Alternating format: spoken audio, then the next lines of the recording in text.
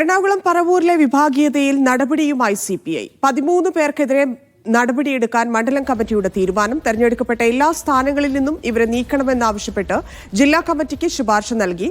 വിഭാഗീയതയെ തുടർന്ന് 3 ലോക്കൽ സമ്മേളനങ്ങൾ നിർത്തിവെക്കേണ്ടി വന്നിരുന്നു. നിതിൻ സേവ്യർ ചേരുന്നു. നിതിൻ, എന്ത് നടപടിയിലേക്കാണ് CPI കടക്കുന്നത്?